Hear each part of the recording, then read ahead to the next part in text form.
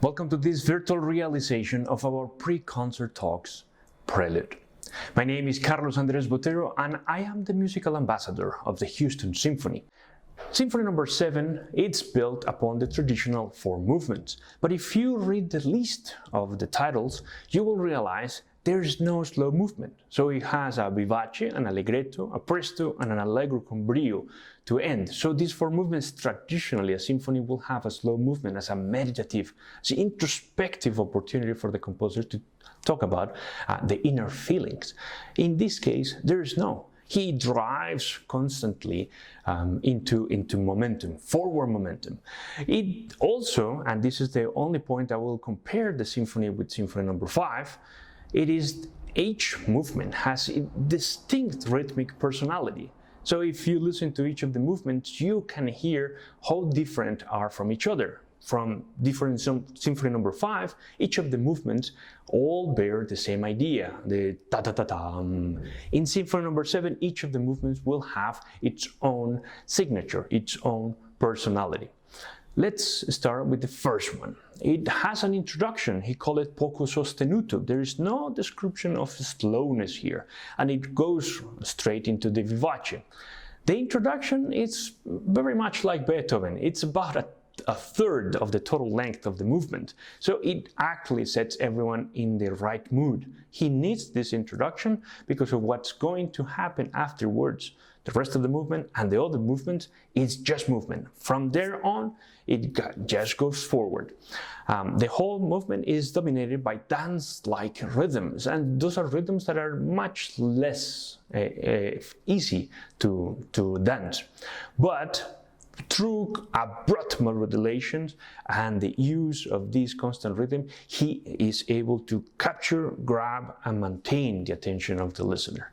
So, few measures from the introduction, and then we go straight into the vivace.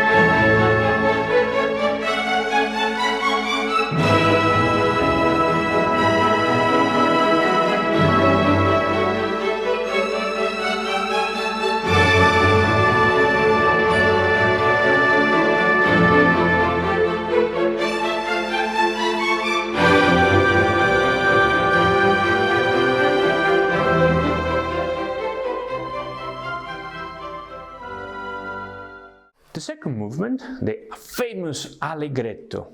And it is famous because it seems to be used, at least as much as I can find, the most used theme of Beethoven in modern Hollywood filmmaking. The movement was an absolute success during the premiere. It was so rapturous applause that it met during this performance that it had to be repeated, because the audience could not get enough of how gorgeous and exciting the movement itself was. So here's another opportunity for everyone to realize that composers have always dealt with audiences clapping when they enjoy the most. In this case, right after the second, and they applaud so much that they force the conductor and the orchestra to do the movement again. That is how successful it is. It is also remarkable that in a structure of 8 measures, what you hear is not so much like a melody, but the constant motion going forward that the rhythmic proportion of the symphony will give you. So let's listen to those first 8 measures, and then you can make in your mind whether or not you will be able to create such a gorgeous movement just from those 8 beating measures.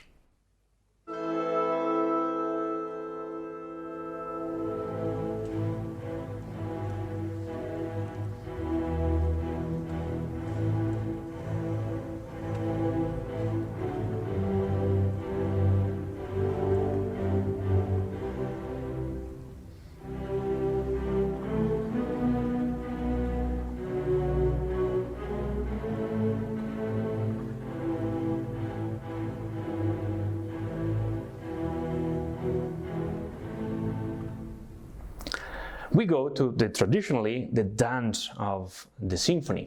In this case, since every movement is a dance, in this particular one, he called it a presto. It goes forward and quite fast. The melodic design is quite simple. It's 2 measures to go up and 2 measures to go down. Everyone should concentrate on the driving force of the movement. It is designed to accelerate audiences.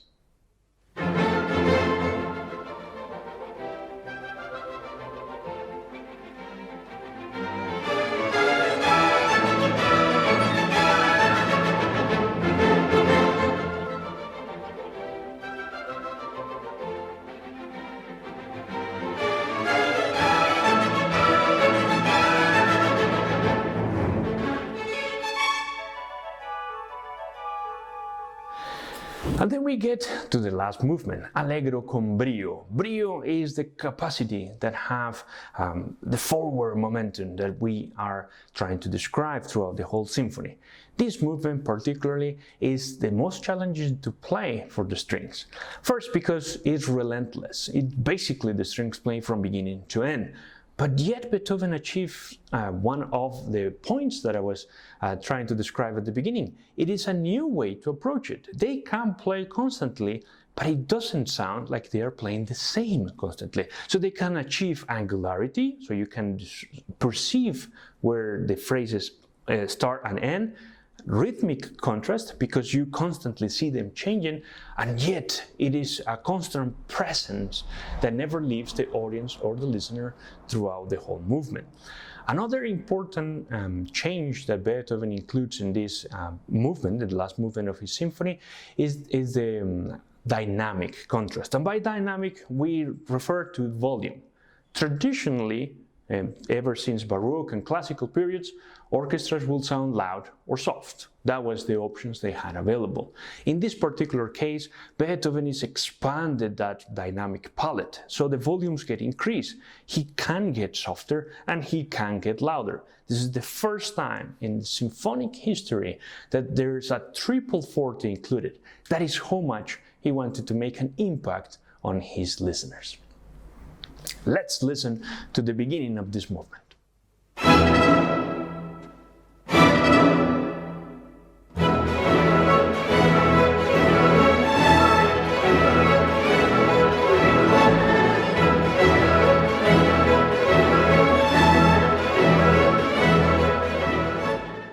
And now, as I regularly say, it's on you. I'll leave you then to the broadcast of the Houston Public Media, the Houston Symphony performing Symphony No. 6 and Symphony No. 7 by Ludwig van Beethoven. Thanks for watching, and I hope you are having an inspiring week.